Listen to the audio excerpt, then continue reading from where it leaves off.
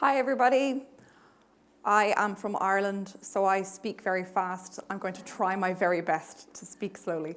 Hi, I'm Holly. I'm from SocialTalent. I'm the Director of Content at SocialTalent, and more so my role is more into domain expertise around talent acquisition and recruiting. And what I'm going to talk to you today is how to elevate your role as a recruiting partner in your day-to-day job. We talk about elevating our role from being a task taker to being much more of a talent partner. And this is something that has been bubbling up to a point of a rolling boil now inside our organizations. They want everybody, not just in talent acquisition, but within our finance department, within our sales department, within our engineering departments, whatever it might be, that we act as advisors to the business and help to really bring ideas to the surface so that we can leverage all of the ideas that we have inside our companies. In the past, of course, people wanted to have, they just wanted to send an instruction, an order to their employees, go do this. And people would say, how fast would you like me to do that? And they would go off and do it. But now, an order is not really forthcoming anymore. It's a question. What should we do? What do you think? And we're bringing in these ideas, we're bringing in these opinions in order to help shape and drive that strategy. And this is happening company-wide across the board to really leverage the diversity of opinion and diversity of thought and expertise that we have inside our companies at every single department, at every single level. So it's not just talent acquisition, it is everybody. But it also must include talent acquisition, or else we are simply going to be relegated to being task takers. And importantly, lots of conversations over the course of today have focused on the impact of artificial intelligence and automation. And tasks are being automated, which means our job may be automated. Excuse me, I'm just going to clear my throat. Sorry. So the reality of being a recruiter today is, yes, it can be a bit challenging that we are seen as being order takers rather than being strategic partners. And being a hiring manager is also quite challenging because being a hiring manager is a very transient role. And by that I mean it is not a role that you have all the time. It is not my job title. My job title is Director of Content Strategy at SocialTalent. When I am hiring somebody for that short space of time, for some people, it's once or twice a year, maybe once every 2 years. For some people, it's all the time. They're constantly hiring. And so this role that I embody as hiring manager doesn't exist all the time. So as a recruiter, we very much have to get into that mindset of what is it that my colleague is going through. But if hiring managers are seeing us as being admin support, they delegate the tasks of sorting through CVs and resumes, then that's not something we can add a huge amount of value to. Similarly, we might lack some confidence in how to work side by side with these hiring manager peers. And I see this happen at so many different companies because let's face it, right? As recruiters, we might be 1 or 2 years into our experience. We might also be 15, 20 years into our experience, right? The experience can vary wildly within talent acquisition. But I could be reasonably junior, and the people that I'm working with are senior managers in the company because they're the ones who are hiring. And what happens when I work alongside somebody who's very senior is I might shrink back. I might make myself a bit smaller. I might not want to open my mouth in case I say something that's wrong or silly or stupid, ask a silly question. I want to make sure that I have, where we say all of my ducks in a row. I have everything very organized and I want to show up as being prepared, but I also want to be seen as agreeable. I want to be seen as pleasing. In talent acquisition and recruiting, we often have people who are people pleaser personalities. And this is actually to our detriment. It is not a strength. On the hiring manager side, they are lacking expertise in what is actually going on in the market. And you may notice this across all of your hiring managers, right? You have some hiring managers who are brand new into the company and their first task as a manager of a new team, go and build your team. So they're in the business maybe 2 or 3 months. Now they've got to go build their team. Do they know what your great hiring process looks like at this point? Maybe not. And they may also be taking from their own experience of past companies what their hiring experience was in those organizations. And it may not have been very good. In fact, in all cases, you can just assume that past experience is not going to be a good predictor of what happens inside your company. And so we want to train them well. But you may also have people who are in the business a long time, right? They might be in the company 5 years, 10 years, 15 years, 25 years. The longer they are inside your company, the less and less their networks are connected to people outside your company. All of their networks are inside your company. And they also have a distorted view of what life is really like at your company because they like it here. They've been here a long time. So they're thinking, why wouldn't somebody want to work at this company? This company's brilliant. I've had all these opportunities. I've worked here a really long time. I like it here. And that's a perfectly valid opinion to have. But they're lacking the awareness of what's happening outside in the periphery. Because we know, as talent acquisition professionals, we're talking with candidates all the time. We are very connected to the outside world, especially if you are in a staffing third-party agency on the service side of recruitment. All you are is outside, right? Your entire perspective is outside. And so you are keenly aware of where people are doing amazing things at this company over here. The salary is 25% higher in most places over this side of the world. You know, we are very aware of the real market conditions that are going on, and your hiring managers are not. But also remember the fact that hiring managers, when they are hiring, they are usually hiring from a position of deficit. And what I mean by that is from a position where they're missing something. They're usually hiring because somebody has resigned, somebody has retired, an employee didn't work out, they weren't very good, I need to rehire for this position. Or I've been set new targets as a sales manager, for example. I've been set new targets for this coming year. Those targets are very ambitious. We're already struggling to make ends meet with regards to getting to those targets. I need to hire to make sure that I can achieve those. So they're under pressure to deliver on results, but they're under pressure with more work to do. And hiring on top of that is even more work, right? So they, of course, when they hear a recruiter walking in the room, they say, brilliant, you're going to take all of this work. I can just continue on doing my job. Thank you very much. That's why they give us all of the tasks, right? So how do we show up as partners? Because ultimately, when you have these two personas who are very, very misaligned, what you end up is misaligned hiring process. You end up with slow decision-making because the hiring manager isn't terribly engaged. And ultimately lost talent because the talent that you're looking for want fast. They want speed. They want good quality processes. And that's not going to happen when you have misalignment with your hiring managers who aren't that interested in speed, they don't see the urgency, but also they're just busy doing their day job. Okay, they're just busy. So what does it mean to be that strategic partner?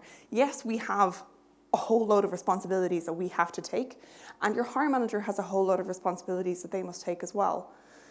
Firstly, to really be collaborative here, we have to look at where we're going to collaborate in this execution. Where do we overlap? And what are we going to co-develop and co-design together as a partnership?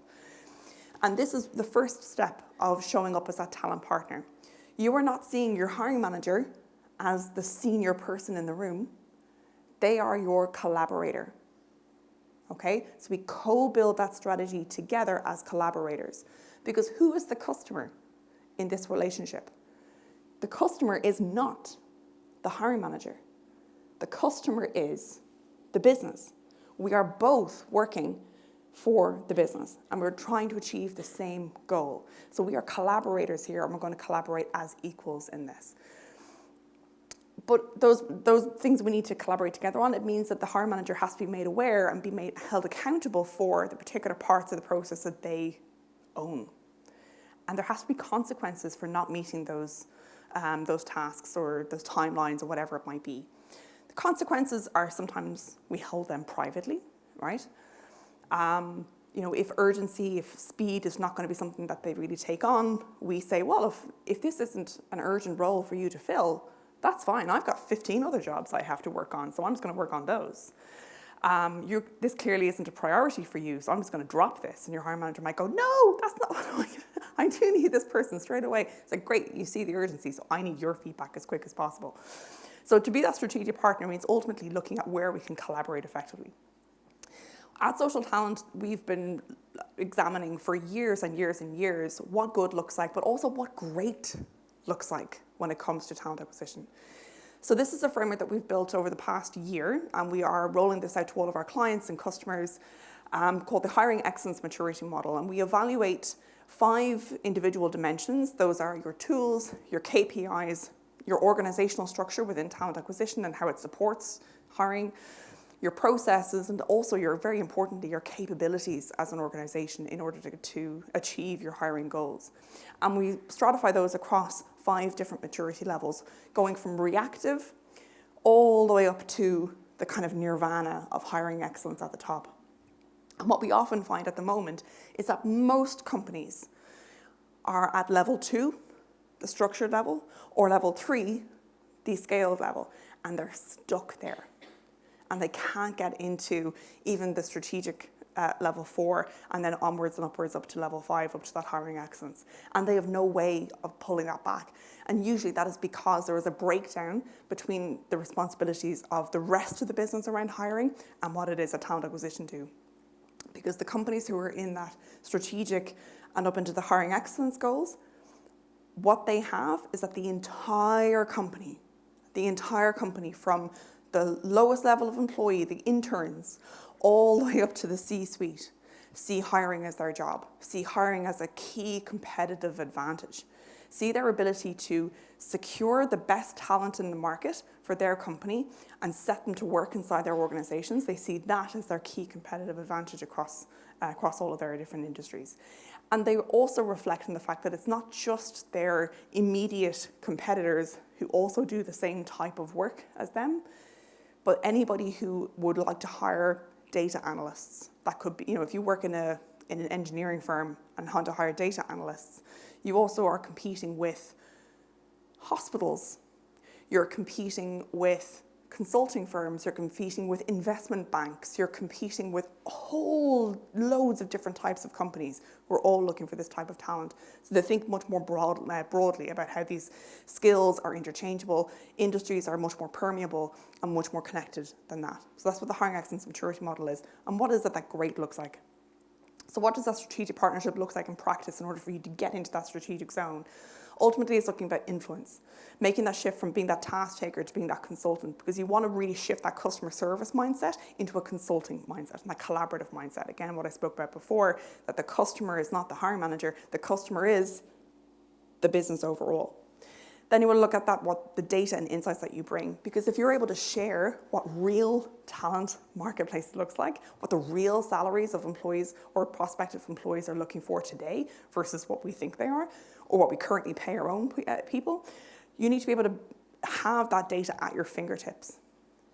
And getting that data today has never been easier. There are so many tools, so many different sources available to show you where the talent are, what types of companies that they happen to be based in, because they usually aren't just based in our immediate competitors, where in the world they are, what kinds of salaries they're looking for, how could we secure it, what could be our strategy for getting them in here. And we have to be thinking about our hiring process as well, and looking at things like time in stage. This is a key metric that companies who are in that kind of middle of the hiring excellence maturity model are starting to look at and seeing at every single point in our hiring process. Are there people who are stuck at different stages? And where could we be nudging them into the next stage or else disposition them out, getting them, declining them for this particular opportunity and speeding up our entire process? Because yes, you are looking at time to hire as a critical metric, but time and stage is one of the predictors of time to hire. So you need to be looking at predictive KPIs that will help you to see, are we getting here fast enough and getting towards hiring velocity? And then lastly are your results, right? We obviously want faster, higher quality decisions, and this is what happens when you have a much more strategic mindset, when you have that in practice. You have shorter time to hire. Interestingly, do folks measure in your company, do you measure time to hire? Who measures time to fill? Do we know the difference between those two things? Yes, good. Enthusiastic nodding. For those of you who are like I don't know the difference. That's fine, you don't have to tell me in public. Time to fill means how long did this job take from the point that we opened this job to the point that we closed, how many days that might be. It could be 20 days, could be 40 days. Time to hire is how long did it take us to hire the person who ultimately was hired? So it might take 40 days for this job overall, but on day 15, the person who was ultimately hired came into the process. We saw her and went, aha, you're the one. Were we able to get her fast enough, get her into her interview process fast enough and process her the whole way through? So our time to hire is actually only 25 days instead of 40, okay? So that's a key difference that you need to even talk to your hiring managers about. Not how long is this going to take overall, it's do we know good talent when we see it? Which is a much harder, much more difficult thing for us to actually be able to measure, and time to hire versus time to fill is one of those. And then yes, better quality of hire scores. Quality of hire, is this something that people measure, quality of hire? Nobody is saying measuring quality of hire. You know what, I don't blame you, because it's absolutely terrifyingly hard. It is so hard to measure quality of hire. There are a couple of ways that we can do it, but also so many of them have technically nothing to do with us. Right? And this is, again, part of that, getting out of our middle of the road hiring excellence and moving much more closer to that nirvana stage of hiring excellence. When we look at quality of hire, we only have anything to do with the hiring part of it. But how they actually perform on the job has everything to do with how they were onboarded, how they were trained, how they had a great buddy who gave them a friend, who brought them around and showed them everything and was there to support them, how good their manager is in setting and managing expectations, and how well they were able to actually perform on those expectations. So there's so many other factors that technically we have nothing to do with. And so we go, well, that's nothing to do with me, so therefore I'm not going to measure it. But that's going to change today. You need to measure it, because we are going to be strategic talent partners, not just about the hiring process, but about what hiring has as an impact in the business overall. Because yes, we get to hire people, but were those people any good? That is something so important that we have to measure. Gosh, I'm running out of time. Right, so from a practical strategies perspective, my animations didn't work out terribly well here, apologies. First thing to do, look, we need to set expectations early. So the second we get paired with a hiring manager, immediately we're setting those expectations. We are moving our intake meetings. I left the words intake meeting up here because most people, that's what we call it. But we're not going to call it that anymore. We're not going to call it an intake meeting, because that sounds like Debbie with a clipboard, right, and a form. That's not what we're doing anymore. It's going to be a strategy meeting, a kickoff meeting, an alignment meeting, a project meeting, something that sounds much more involved, much more exciting, and much more like what our colleagues in other departments currently do when they have a big project that's of strategic importance to the company, what they currently do. So we're going to call it a strategy meeting or something else. We're going to co-create that strategy, right? So it's not, here's all the things that I'm going to do, here's all the things that you're going to do. It's, how can we make this amazing together? Here's evidence in the data from outside. Here's what's best practice. What should we do? What do you think? And get the hiring manager to really get involved in this. And then make the hiring managers accountable for this project. Next is to bring that data and evidence, right? We have to be able to bring all of the talent market data that we need, what the salary benchmarks are going to be, not just for within our own organization, but what's happening outside, and that time to fill comparisons.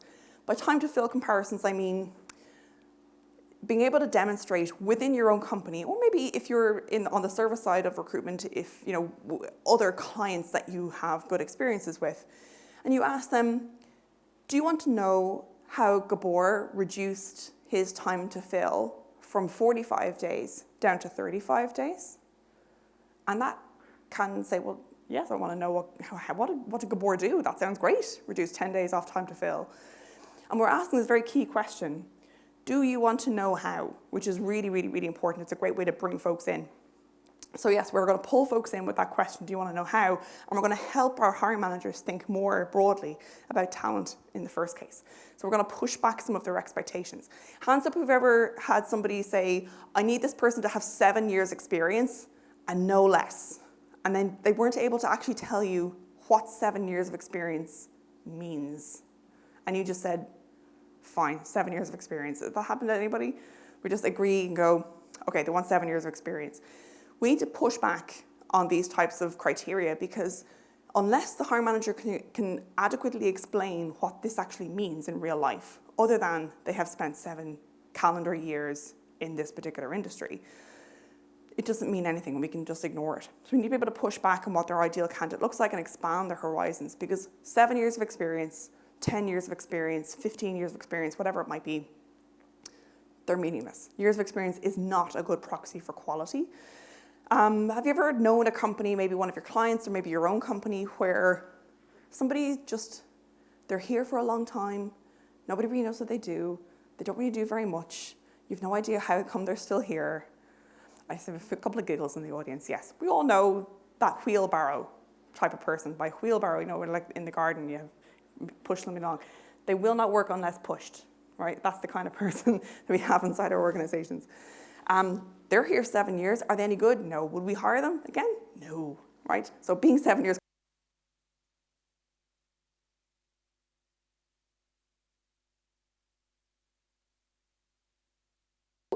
Another good piece of criteria as well is like, well, what would they have achieved in that time, in that 7 years? What would you think that somebody would have actually achieved over that period of time? Those become your hiring criteria. And you might also find that in some companies, especially those who are going through what's called hypergrowth, that hyper-growth companies it's like dog years, right? You spend 1 year inside this company and you have aged 7 years, right? Things happen so fast. Everything is really coming at you. You're going so fast. You're doing so much work.